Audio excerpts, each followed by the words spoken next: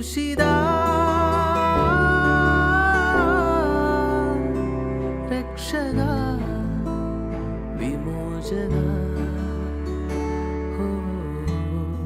മക്കളെ, നിങ്ങളുടെ ഉള്ളിലുള്ളവൻ ലോകത്തിലുള്ളവനേക്കാൾ വലിയവനാണ്.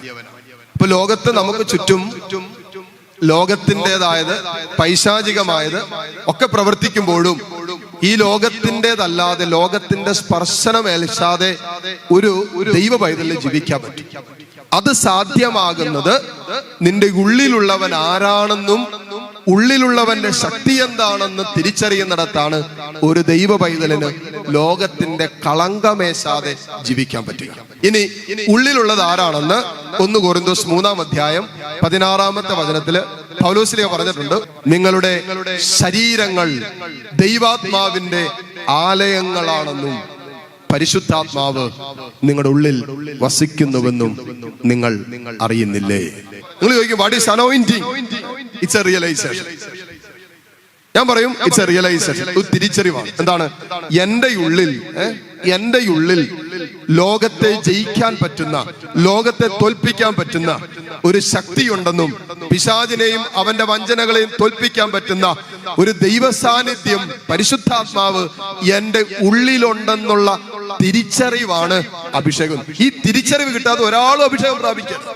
ഇപ്പൊ നമ്മൾ പെട്ടെന്ന് നിരാശപ്പെട്ടു പോകുന്നുണ്ടെങ്കിൽ, ആകുലപ്പെട്ടു പോകുന്നുണ്ടെങ്കിൽ, അസ്വസ്ഥരാകുന്നുണ്ടെങ്കിൽ അതിന്റെ അർത്ഥം നമ്മുടെ ഉള്ളിലുള്ള ദൈവ സാന്നിധ്യം, ദൈവശക്തി നമ്മൾ ഇന്ന് വരെ തിരിച്ചറിയേണ്ടതുപോലെ തിരിച്ചറിഞ്ഞിട്ടില്ല. ശരിക്കും അപ്പസ്തോലന്മാർക്ക് ഒരു അഭിഷേകം കിട്ടി. എന്താണ് അഭിഷേകം? അവരുടെ ഉള്ളിൽ ആത്മാവിന്റെ ഒരു പ്രവർത്തനം ആരംഭിക്കാൻ തുടങ്ങി. അടച്ചിട്ട മുറികളിൽ പേടിച്ചിരുന്നവര് പെട്ടെന്ന് ധൈര്യം പ്രാപിച്ചു, ശക്തി പ്രാപിച്ചു. പിന്നെ അവർക്ക് ഒരു പേടിയില്ല, ആരെയും പേടിയില്ല, ഒന്നിനെയും പേടിയില്ലാത്തവരായ അപ്പസ്തോലന്മാരും. ഈ കാലഘട്ടത്തില് പ്രത്യേകിച്ച് കൊറോണ വന്നതോടുകൂടി ഉണ്ടല്ലോ, ഒത്തിരി പേരെ ഇങ്ങനെ കൺട്രോൾ ചെയ്യുന്ന ഒരു ഭയമാണ് മരണഭയം. അല്ലാത്ത പേടിയാണ്. ഈ മരണഭയത്തെ പോലും ഈശോ തകർത്തതാണ്. തന്റെ കുരിശുമരണത്താൽ മരണഭയത്തിൽ കഴിയാൻ സാധ്യതയുണ്ടായിരുന്ന ജീവിതങ്ങളെ കർത്താവ് വീണ്ടെടുത്തതാണ് തന്റെ മരണത്തിലൂടെയും തന്റെ ഉത്ഥാനത്തിലൂടെയും. ശ്രദ്ധിക്കണം.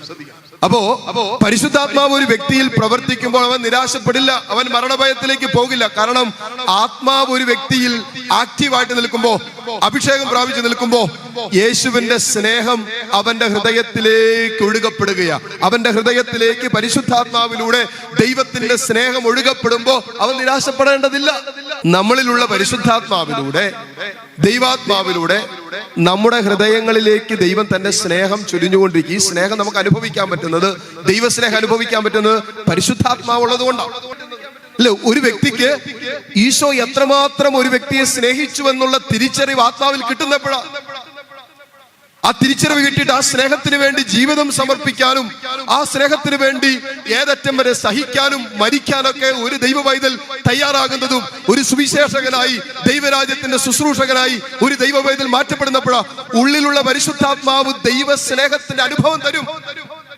നിന്നെ എത്രമാത്രം നിന്റെ ഈശോ സ്നേഹിച്ചുവെന്ന്, എത്രമാത്രം നിനക്ക് വേണ്ടി യേശു സഹിച്ചുവെന്ന് ഒരാത്മാവിൽ ദൈവസ്നേഹത്തിന്റെ അനുഭവം ഒരു വ്യക്തി അനുഭവിക്കാൻ തുടങ്ങുമ്പോ തനിക്ക് വേണ്ടി മരിച്ച് സ്നേഹിച്ച ഒരു കർത്താവിന്റെ സ്നേഹം ഇങ്ങനെ നിരന്തരം ഒരു ഹൃദയത്തെ വേട്ടയാടാൻ തുടങ്ങും, സ്വാധീനിക്കാൻ തുടങ്ങും. അപ്പോ തന്നെ സ്നേഹിച്ച ഒരു കർത്താവിന് വേണ്ടി ജീവിക്കാതിരിക്കാൻ പറ്റില്ല.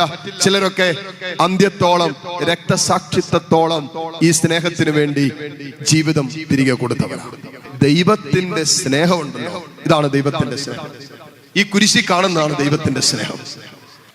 അപ്പൊ പരിശുദ്ധാത്മാവും മന്ദീഭവിച്ച് മരവിച്ച് സന്തോഷത്തിലായിരിക്കുന്ന ഒരാൾക്ക് ദൈവസ്നേഹത്തിന് ഒരനുഭവം ഉണ്ടാവില്ല. അവൻ പള്ളിയിലിരുന്ന അവനിരുന്ന് ഉറങ്ങുള്ളൂ, പ്രാർത്ഥിക്കാനിരുന്ന അവൻ വേറെ കാര്യങ്ങളെ കുറിച്ച് ചിന്തിച്ചിരിക്കുള്ളൂ. അവന് ഏകാഗ്രത കിട്ടില്ല, അവന് സ്വസ്ഥത ഉണ്ടാകില്ല, പ്രാർത്ഥിക്കാൻ പറ്റില്ല, ആത്മീയ കാര്യങ്ങളോട് താല്പര്യം തോന്നുകയല്ല. കാണുന്ന പരിശുദ്ധാത്മാവ് മരവിച്ചു പോയി, ആത്മാവിൽ ജീവനില്ല.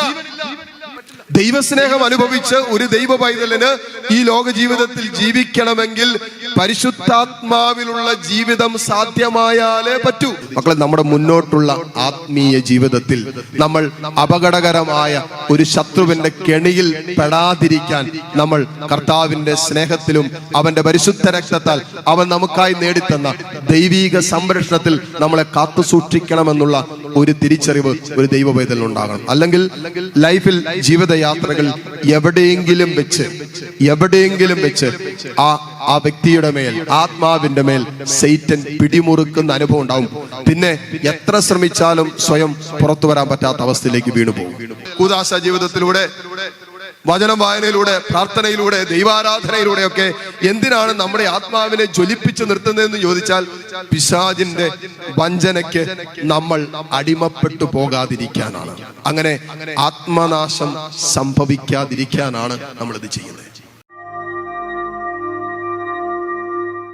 ഉപകരങ്ങളോടെ ഈ ദിവ്യകാരുണ്യത്തിൽ എഴുന്നള്ളിയിരിക്കുന്ന കർത്താവിനെ കാണാം. വചനം പറഞ്ഞില്ലേ, അവനെ നോക്കിയവരൊക്കെ പ്രകാശിതരായി. കർത്താവിനെ നോക്കിയവരെല്ലാം പ്രകാശിതരായി എന്നാ വചനം പറയുക. മോളെ, മോനെ, നിന്റെ കണ്ണുകൾ ഇപ്പൊ കർത്താവിനെ അല്ലേ കാണുന്നേ? ആ പ്രകാശം നിന്റെ ഉള്ളിലേക്ക് ഇറങ്ങി ചെല്ലട്ടെ. നിന്റെ ജീവിതത്തിന്റെ സകല അന്ധകാരങ്ങളിലേക്കും ക്രിസ്തുവിന്റെ പ്രകാശം കടന്നു ചെല്ലട്ടെ. വെളിച്ചമുണ്ടാകട്ടെ. ഉൽപ്പത്തി പുസ്തകം ആരംഭിക്കുന്നത് അങ്ങനെയല്ലേ? വെളിച്ചമുണ്ടാകട്ടെ. കർത്താവ് പറഞ്ഞു വെളിച്ചമുണ്ടാകട്ടെ. വെളിച്ചമുണ്ടായി. തമ്പുരാനെ, ഈ ആരാധനയിൽ പങ്കെടുത്ത് പ്രാർത്ഥിക്കുന്ന ഓരോ മകളുടെയും ജീവിതത്തിന്റെ അന്ധകാരം പൂണ്ട അനുഭവങ്ങളിലേക്ക് നിന്റെ വെളിച്ചം നീ വീശണമേ എന്ന് പ്രാർത്ഥിക്കുന്നു. ഹൃദയത്തിൽ അന്ധകാരമുള്ള മക്കളുണ്ട്. അതുകൊണ്ട് പൊക്കൊണ്ടിരിക്കുന്ന വഴി പാപത്തിന്റെ വഴികളാണെന്ന് മനസ്സിലാക്കാൻ പറ്റാത്ത രീതിയിൽ ഹൃദയത്തിൽ അന്ധകാരം പേറുന്ന മക്കള്, മനസ്സന്ധകാര കലുഷിതമായിരിക്കുന്ന മക്കളുണ്ട്. നന്മയായിട്ടുള്ളത് ചിന്തിക്കാൻ പറ്റുന്നില്ല, നന്മയൊന്നും കാണാൻ പറ്റണില്ല, സ്നേഹിക്കാൻ പറ്റുന്നില്ല, ക്ഷമിക്കാൻ പറ്റുന്നില്ല. പാപകരമായ ചിന്തകൾ മനസ്സിനെ വേട്ടയാടുന്നു. നിരാശകൾ, ആകുലതകൾ, ഭയപ്പാടുകളുടെ ഒക്കെ നടുവിൽ മനോഭാരത്തോടെ നിൽക്കുന്ന മക്കൾ ഇതിനകത്തുണ്ട്. തമ്പുരാനെ, നിന്റെ പ്രകാശം ഇവിടെ മനസ്സിലേക്ക് നീ നൽകണമേ, തെളിച്ചം നൽകണമേ. നെഗറ്റീവ് ചിന്തകളെ നീ എടുത്തു മാറ്റണമേ. നിരാശ ചിന്തകളെ നീ എടുത്തു മാറ്റണമേ.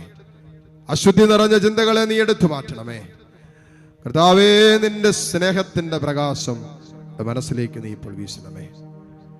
കർത്താവിടെ ശരീരത്തിന്റെ ഓരോ കോണുകളിലേക്ക് നിന്റെ പ്രകാശം വീശണമേ. സൗഖ്യം കിട്ടേണ്ട ശരീരഭാഗങ്ങളിലേക്ക് നിന്റെ പ്രകാശം കടന്നു ചെല്ലട്ടെ. വിശുദ്ധീകരിക്കപ്പെടേണ്ട ശരീരത്തിന്റെ ഓരോ ഭാഗങ്ങളും, ശിരസ് മുതൽ പാദം വരെയുള്ള ഓരോ ഭാഗങ്ങളിലേക്കും നിന്റെ പ്രകാശം കടന്നു ചെല്ലട്ടെ.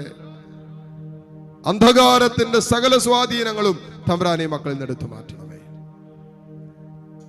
കണ്ണു തുറന്ന് കർത്താവിനെ കണ്ട്, ഇതാ സൂര്യനേക്കാൾ 10,000 മടങ്ങ് ശോഭയേറിയ കണ്ണുകളുമായി നിന്നെ കണ്ടുകൊണ്ടിരിക്കുന്ന കർത്താവിയാൽ ധാരയിൽ ആ കർത്താവിനെ കണ്ടുകൊണ്ട് എല്ലാ മക്കളും വിശ്വാസത്തോടെ ആരാധിച്ച് പരിശുദ്ധ പരമ ദിവ്യകാരുണ്യ നാഥനായ ഈശോയ്ക്ക് എന്നേരവും ആരാധനയും സ്തുതിയും പുകഴ്ചയും ഉണ്ടായിരിക്കട്ടെ. മുട്ടുകുത്താൻ സാധിക്കുന്ന എല്ലാ മക്കളും ഈ നിമിഷം മുട്ടുകുത്തുന്നു.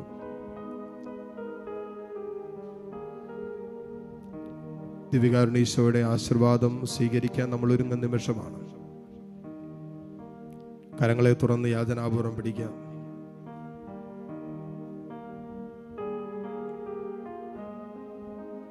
മക്കളെ, നമ്മുടെ ബുദ്ധിക്കും നമ്മുടെ കഴിവിനും അപ്പുറം ദൈവം കരുതിയില്ലേ? ദൈവം സംരക്ഷിച്ചില്ലേ? പല ജീവിതത്തിന്റെ അനുഭവങ്ങളിലും വീഴാതെ പതറാതെ നിന്നത് ദൈവം തൻ്റെ ദൂതന്മാരെ അയച്ച് നമ്മളെ സംരക്ഷിച്ചത് കൊണ്ടല്ലേ?